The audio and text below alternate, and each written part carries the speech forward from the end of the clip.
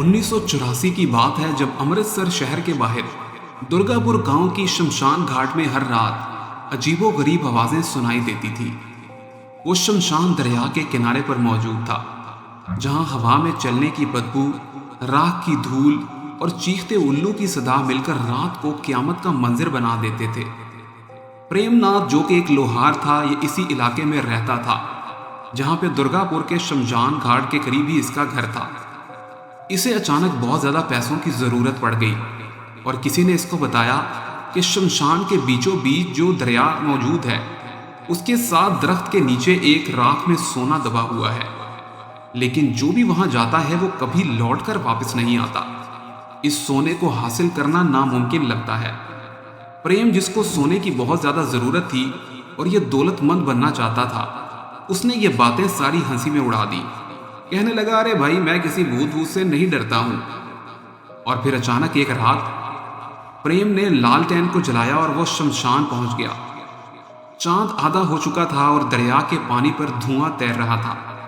ऐसे महसूस होता था जैसे पूरे इलाके में धुंध छा गई हो। चिताओं की राख उड़कर फिजा में घुल रही थी।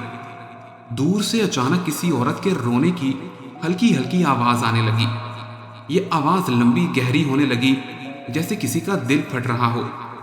प्रेम अचानक से रुक गया और जब उसने देखा तो आवाज दरख्त के पीछे से आ रही थी। फिर उसके बाद वो दोबारा थोड़ा सा आगे बढ़ा और वहां पर देखा तो कोई मौजूद नहीं था। उसने कहा, जल्दी जल्दी यही वक्त है, मैं दरख्त के नीचे खुदाई करके सोना निकाल लेता हूं। लेकिन जमीन पर जैसे ही उसी ने कसी मारी और वहां से खुदाई करने लगा, उसे कुछ महसूस हुआ और वहां पर उसने देखा कि राख से कुछ लिखा हुआ है। और जब उसने उसको पढ़ा तो लिखा था, वापिस चला जा, चिता अभी भी बुझी नहीं है। प्रेम के कदम लड़खड़ाने लगे, मगर लालच ने उसे रोक रखा था। उसके जमीन के नीचे कदम जो हैं वो अचानक से वहीं जम गए। थोड़ी खुदाई इसने मजीद की तो इसके बाद क्या देखा कि अचानक से जमीन में से कुछ उंगलियां बाहर आ रही हैं। और इसने फिर थोड़ी ही देर बाद और खुदाई की तो ये उंगलियां हाथ बन गई, जिन्होंने इसको बहुत जोर से पकड़ लिया। प्रेम की टांगों को यूं महसूस होने लगा जैसे कोई उसको खींच रहा है।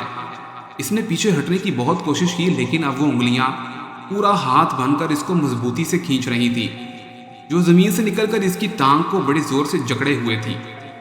अचानक दरख्त के पीछे से फिर एक औरत निकल आई, जिसका आधा चेहरा जला हुआ था। दिखने में ही ये बहुत ही खौफनाक लग रही थी। ऐसा लगता था जैसे कोई खतरनाक चुड़ैल हो, और आंखों में इसकी लाल रोशनी जो अभी भी जल रही थी। इसने रोते हुए अंदाज में अचानक से कहा, तू ही है जिसने मेरे जेवर चुराने की कोशिश की है। मेरे हाथों की चूड़ियां तूने क्यों निकाली? प्रेम ने डर के मारे जमीन में कुदाल फेंक दी। तभी वो औरत आगे बढ़ने लगी, जो कि चुड़ैल नुमा थी। इसके पांव जमीन को तो नहीं छू रहे थे और ऐसे लगता था हवा में उड़ रही हो। जहां से वो गुजरती वहां पर आग की लकीरें बन जाती। वो दरख्त और प्रेम के गिर्द चक्कर काटने लगी। फिर उस बदरूह ने बहुत जोर से चीख मारी, अब तू जिंदा नहीं बचेगा। तभी इस बदरूह ने इस पर हमला किया और प्रेम को खूनो खून कर दिया। कहा जाता है कि उसके बाद अचानक से बहुत ही जोरदार चीखों की आवाजें आने लगी। इस दिन के बाद कहा जाता है अमृतसर के दुर्गापुर शमशान घाट के पास कोई नहीं जाता। लोग वहां जाने से बहुत डरते हैं। लोग कहते हैं आधी रात को वहां पर एक औरत पायल बजाते हुए घुंघरू की छलकार के साथ वहां पहुंचती है और नाचती है। कहा जाता है कि यह बहुत सालों पहले जल गई थी और इसका जेवर चुराने की किसी ने कोशिश की थी और इसको जला दिया था। तभी से उस रात के बाद से आज तक जब भी कोई इस दरख्त के पास जाता है तो ये बदरू अपना बदला लेने आती है। क्या तुम इस शमशान के दरख्त के पास जाकर सोना निकालना चाहते हो? तो कमेंट में हाँ लिख दो, क्योंकि गाड़ी तुम्हें लेने आ रही है।